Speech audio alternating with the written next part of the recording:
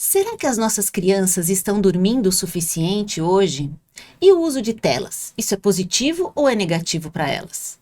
Eu sou Mayra Moreto, sou neurocientista e para conversar sobre tudo isso com a gente aqui, eu trouxe a pediatra doutora Elza Sommier. Doutora Elza, seja muito bem-vinda. Obrigada, Mayra. É um prazer enorme estar aqui com você. O prazer é nosso porque a doutora Elza promete nos abrilhantar com muitas pérolas hoje sobre esse assunto, né? E para começar, a minha pergunta de praxe, doutora Elza, aonde a falta de sono esbarra nessa faixa etária da pediatria? Boa pergunta, Mayra. Bom, é indiscutível a importância da qualidade e quantidade de sono para a gente poder ter uma boa qualidade de vida, de ter bem-estar. E a gente sabe que o sono é mais importante ainda na faixa etária pediátrica, porque nos primeiros anos de vida é quando a gente tem o desenvolvimento neurológico, é o boom do desenvolvimento. E o sono tem a sua importância no desenvolvimento infantil. A gente sabe que as crianças, quando elas dormem, não só as crianças, a gente também, a gente tem vários processos neurofisiológicos acontecendo dentro do cérebro. Então, para falar um pouquinho do impacto, eu vou falar alguns sistemas em que o sono pode estar impactando. Tá? Vamos começar pelo crescimento. Então, falar em crescimento no nosso sono profundo, tem uma glândula dentro da cabeça chamada pituitária, ela libera o hormônio do crescimento. E esse hormônio do crescimento, ele é fundamental para o crescimento adequado da criança. Então, uma criança que não tem um sono adequado, ela vai ter um prejuízo do crescimento, né? Agora, se a gente falar de desenvolvimento cognitivo, o que acontece enquanto uma criança dorme? Enquanto a criança dorme, é o momento que ela faz sedimentação da memória e do aprendizado. E durante esse processo também, ela faz a reorganização e a fixação de coisas que elas aprenderam durante o dia. Então, uma criança que não dorme bem, o que acontece? Ela fica com sono. 2, ela tem déficit de atenção, ela fica distraída, ela não consegue executar atividades do dia a dia e realmente tem um prejuízo do seu desenvolvimento cognitivo.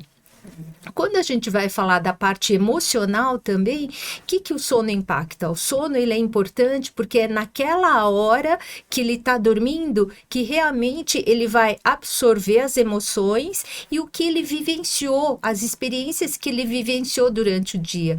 Então, a criança que não dorme de forma adequada, ela teoricamente não vai ter equilíbrio emocional. Então, ele começa a ficar irritado, hiperativo e realmente em casos muito crônicos você pode ter até ansiedade e depressão. E muitas vezes erro de diagnóstico também, né? Muito, muito, Mária. Eu já fui participar de um congresso entre que a palestrante, ela falou assim, olha, quando vocês fizerem diagnóstico de TDAH, que é transtorno e déficit de atenção e hiperatividade, sempre checar o sono, se essa criança está dormindo de forma adequada. Porque o que a gente vê hoje é que cada vez mais a sociedade em geral está dormindo menos, né? É verdade. E o sono, ele vai de exemplo, você copia o que você vê na sua casa.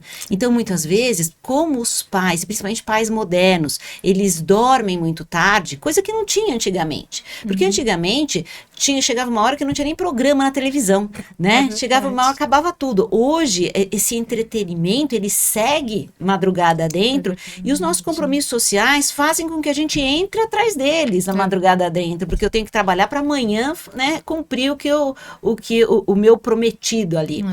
E com isso a gente descuida do sono das crianças. Antigamente, criança, 6h30, 7 horas, estava na cama. Quando eu era pequena, era o horário. Agora, você vê criança de 2 anos, 10, 11 horas, e todo vapor, né? E a criança, ela tem uma necessidade de quantidade de sono maior do que o adulto. Então, não dá para você na hora que te dá sono, você levar seu filho para dormir, né? E hoje eu sei que existe uma classificação aí de um tempo adequado para cada idade. Qual é o tempo indicado para as idades? Mayra, na verdade, assim, cada faixa etária tem uma necessidade de sono. As crianças pequenas são as que têm maior necessidade de sono e à medida que a gente envelhece, essa necessidade é menor, tá? A Associação Americana de Medicina do Sono, ela fez uma média da necessidade de sono de cada faixa etária, mas não é que isso seja uma coisa engessada, mas eles dizem que crianças do nascimento até os 3 meses, elas devem dormir de 14 a 17 horas, de 4 meses a 11 meses, de 12 a 15 horas. 1 a 2 anos, de 11 a 14 horas. Crianças de 3 a 5 anos, de 10 a 13 horas.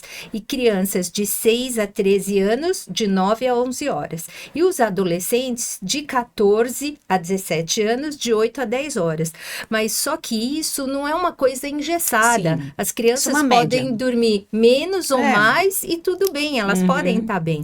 O importante é a qualidade de sono também. Mas e não reduzir muito, né? Não, porque com certeza. foi feito pelo Instituto do Sono em de São Paulo há alguns anos atrás, né? Era um dia comemorativo e eles foram lá para Paulista com cartazes para perguntar para as famílias quantas horas de sono as crianças tinham. E os pais ficaram chocados porque eles colocavam criança de 4 anos, de 3, 4 anos e achavam que 7 horas de sono para eles estava mais que bom. E aí os pais começam a colocar os compromissos sociais de manhã, né? E à noite também, volta do judô, super agitado, entendeu? E não tem como dormir, né? E aí vai minhas dicas de sono. O sono, a gente tem que se programar para dormir. Se você se programar para ficar até tarde, seu organismo, seu cérebro vai ser treinado a ficar até tarde, você vai dormir menos. Agora, da mesma forma, a gente tem que se programar para dormir, principalmente quem tem criança. Dormir é um ritual. Você tem que começar a dar as dicas desse ritual para o cérebro da criança entender que é hora de baixar toda a fisiologia para poder adormecer quando chegar lá no quarto. Então, o que a gente dá de dica? Apague as luzes. A melatonina, ela deprime, ela dá uma diminuída, uma relaxada para você adormecer, né? Só que quando você tem excesso de luz e agitação, você diminui a melatonina e aumenta o cortisol. O cortisol deixa você agitado e empurra teu sono lá para a madrugada. Então, o que a gente faz? Chegou em casa, jantou, diminua as luzes. A casa toda vai se beneficiar com isso. Em vez das telas, porque as telas elas emitem essa luz também que atrapalha o nosso sono, que também vamos falar sobre isso. Em vez das telas, pegue um livro, se reúna com a família, pergunte para os seus filhos, crie o hábito de conversar. Esse fim de dia, ele tinha que ser usado para maior interação familiar. Crie o hábito de perguntar para o seu filho, não talvez como foi seu dia, como a gente pergunta para um adulto, porque muitas vezes a criança não sabe responder como foi o dia dela. É mais inteligente você perguntar, o que de gostoso aconteceu no seu dia? Porque daí ela vai conseguir conversar com você e você vai aumentar uma interação. E isso já vai acontecendo desde a hora do vamos pôr o pijama para dormir. Tem muita gente que chega em casa, principalmente a criança, dormiu do jeito que tá e foi com a roupa que chegou da rua. Além de anti-higiênico, você não está dando pista para o cérebro que você tem que diminuir, que você tem que se preparar para dormir. Depois essa criança, ela acostuma com essa agitação e ela vai ter problema mais tarde para pegar no sono. Então é um treino. A gente vai abaixando a fisiologia, a gente vai diminuindo as luzes, falando em tom mais baixo, movimentos mais lentos, criando histórias para dormir ou um livro, mas tem que dar enfoque para esse ritual. Porque não dormir ou dormir muito tarde não é normal. Alguma coisa está errada, sinal de alerta, né? E hoje as crianças vão dormindo mais tarde. E às vezes a gente acha que a criança, como eu falei, tem que chegar do judô super agitado, ou quem tem irmãozinho, brincar com os irmãos, dançar rock no sofá e chegou, deitou, apagou a luz, pronto, tchau, desliga porque é hora de dormir. Isso não acontece. O cortisol tá lá nas alturas. Eu conheço muito cortisol de adulto, mas e da criança, doutora Elza? Como funciona o cortisol na criança? Bom, As crianças têm cortisol também, cada faixa etária tem um, mas o que a gente sabe é o seguinte, que o cortisol, ele para quem tem um ciclo já bem formado de vigília e sono, ele tem um horário que é um pico, ele tem uma coisa chamada ciclo circadiano, ou seja, ele tem um pico de produção e tem um horário que ele é baixinho, né? Ele é um pico às 8 horas da manhã, à medida que a gente vai fazendo o nosso dia a dia, ele vai se abaixando, até as 4 horas fica pela metade e meia-noite ele tá bem baixinho.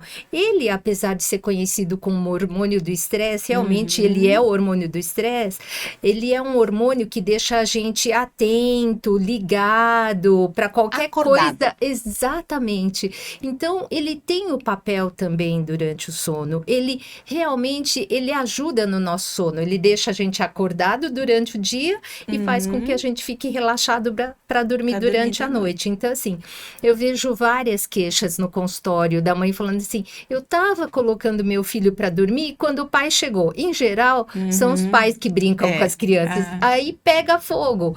E aí eles não vão dormir mesmo, porque vai demorar de 1 a 2 horinhas para eles se acalmarem para poder induzir o sono. Né? Então, as crianças também sofrem desse mal. Exato. Então, por isso que a gente tem que saber disso, né? Porque não tem um botão de desliga. Não né? mesmo. Colocou na cama, hora de dormir, desliga, apaga, amanhã, tira, que nem computador, tira da tomada, não tem. Não.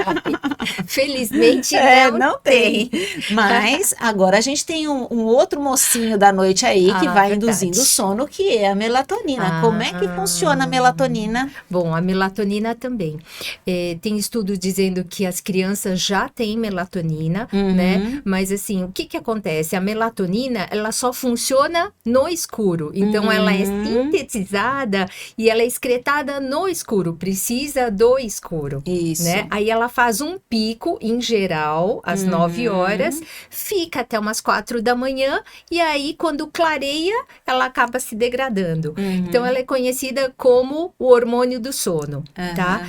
As crianças têm melatonina, quanto menor a criança, já tem estudos mostrando que até os recém-nascidos têm, mas não sabem se essa melatonina é materna ou se é dele de produção mesmo. Mas a gente sabe que à medida que você vai envelhecendo, vai diminuindo a quantidade de melatonina. Infelizmente. Né? E aí os velhinhos acabam dormindo menos, né? Mas o que a gente sabe também que essa melatonina, o que acontece? Nos adolescentes, ele tem uma excreção diferenciada. Então, nos adolescentes, eles começam a ser excretados mais tarde. Por isso que eles pegam no sono mais tarde. E o amiguinho dele, cortisol, que faz ficar desperto, ele também tem uma excreção um pouquinho mais tardia de manhã. Então, o adolescente fica com sono de manhã. Então, não é porque ele é preguiçoso, é que fisiologicamente ele dorme mais tarde. Ele foi criado assim. E acorda mais tarde. E você sabe que tem muitos pais que eles querem colocar o adolescente para dormir no mesmo horário do filho de 9 anos. Não tem como, porque realmente existe um atraso na liberação.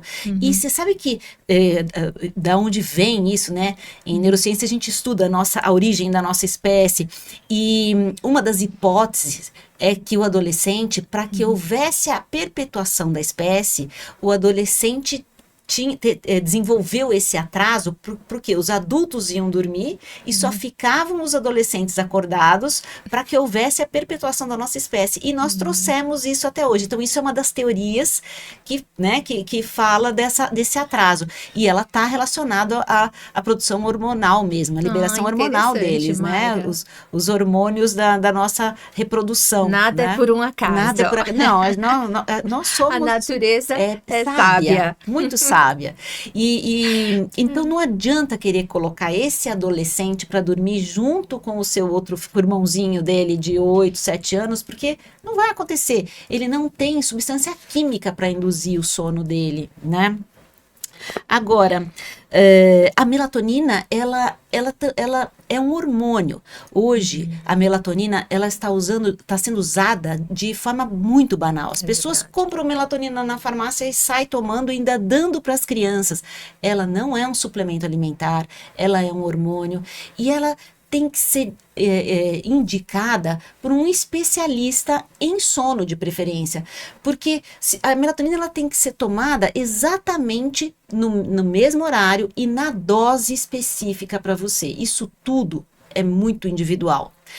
Só que se você não tomar ela exatamente no mesmo horário, ela vai fazer o efeito durante a madrugada, né? Só que ela entra amanhã dentro, deixando você sonolento e deixando essa criança mais sonolenta, a ponto de depois alguns pediatras darem remédio para essa criança acordar.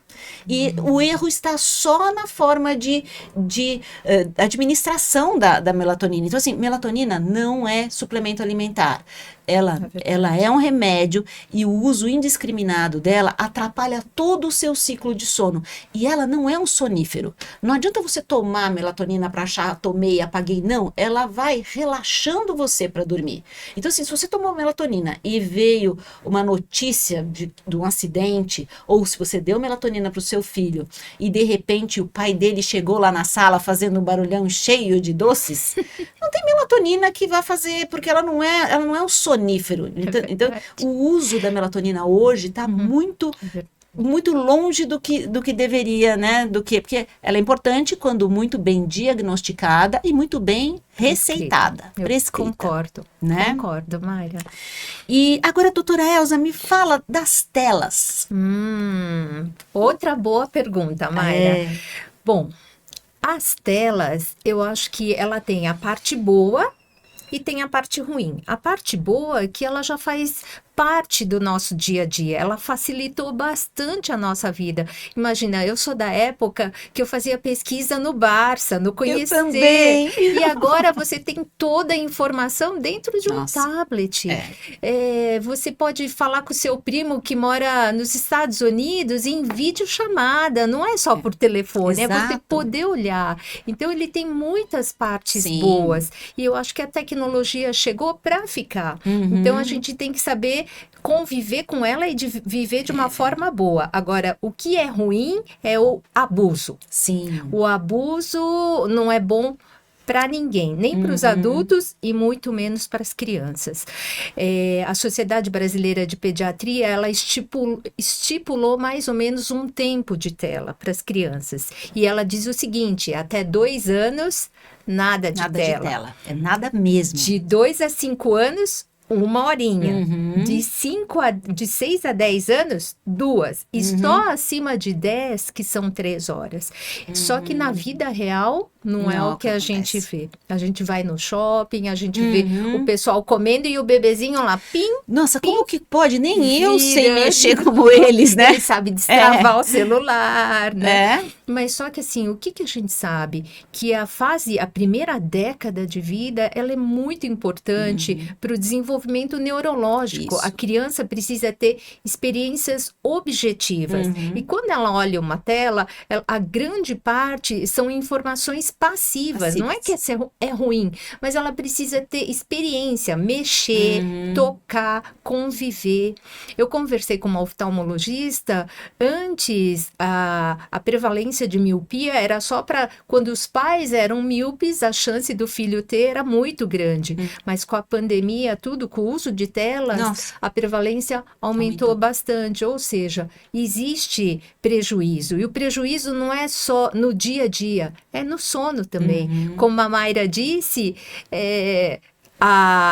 a tela, ela emite uma onda azul que ela realmente inibe a melatonina. Aí a criança não vai dormir mesmo. Ela vai ficar fora a recompensa, né? Do quero mais. Aí a dopamina também entra junto, Pronto. É a festa.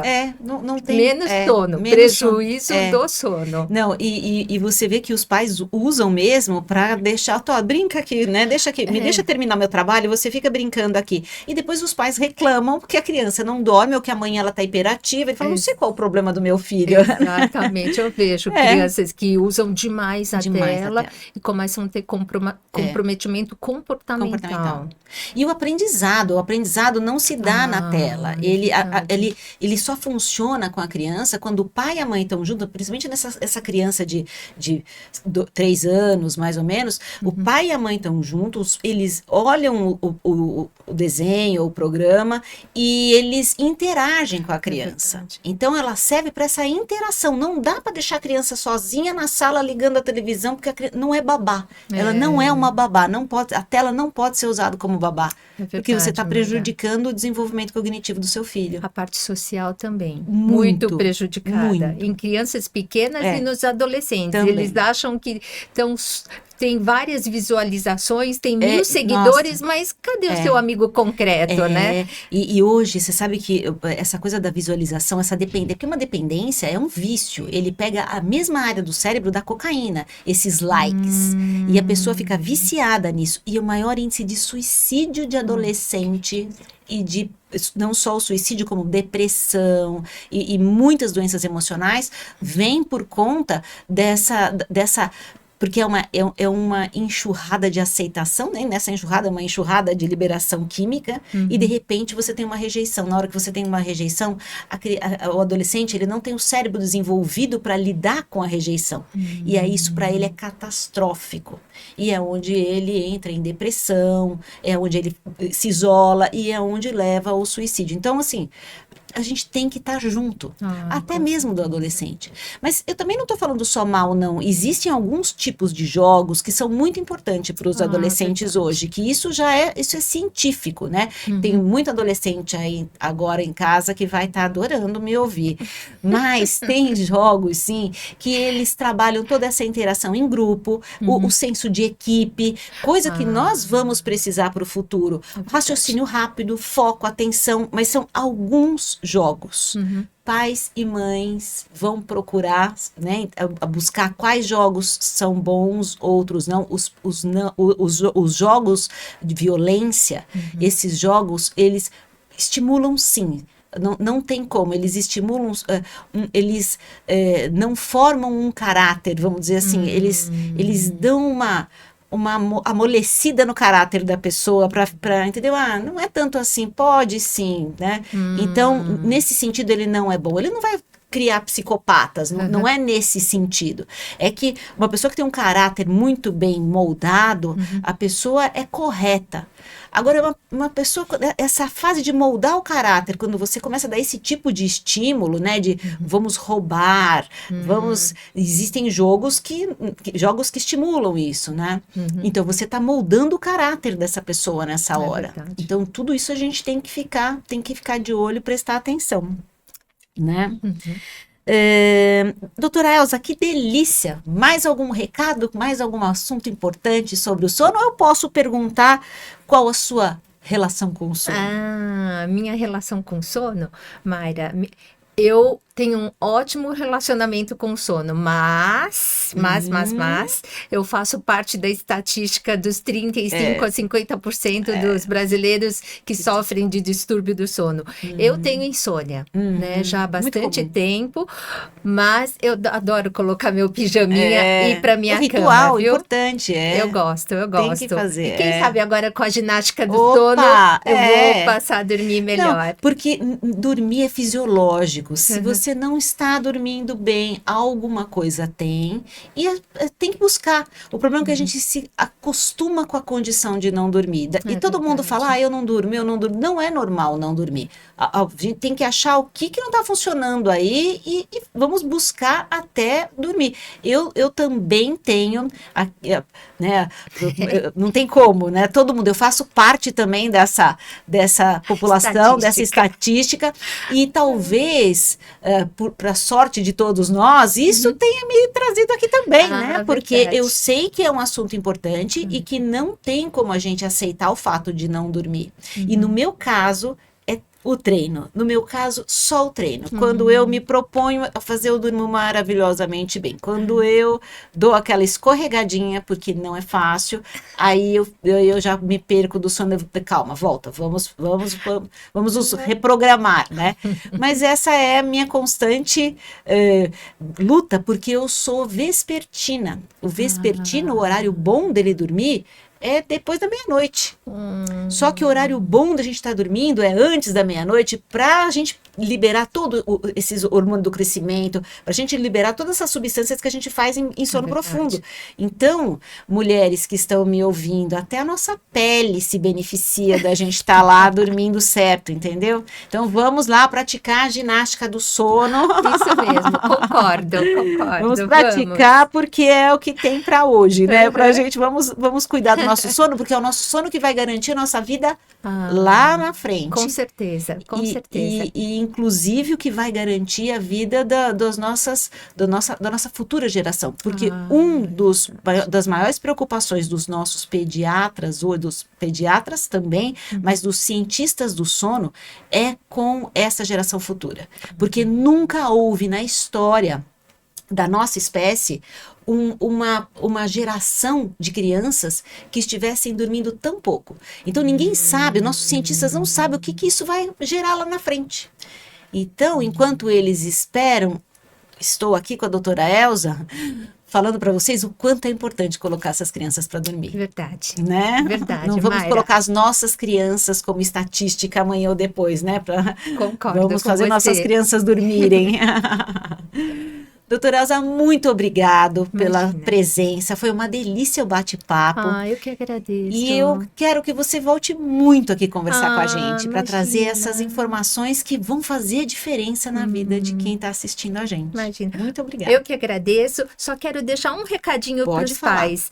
Pais, eu só queria deixar o recado de que, assim como vocês se preocupam com as outras coisas das crianças, com a parte de atividade extracurricular, com o ensino dele, que vocês realmente olhassem com carinho essa parte chamada sono. Que eu vejo que não é todo mundo que dá atenção ao sono e ele interfere muito na atividade dos nossos pequenos. E que realmente ele é o guardião do nosso bem-estar emocional e físico. É isso. É isso, nossa, super recado. E é isso mesmo, resumiu tudo.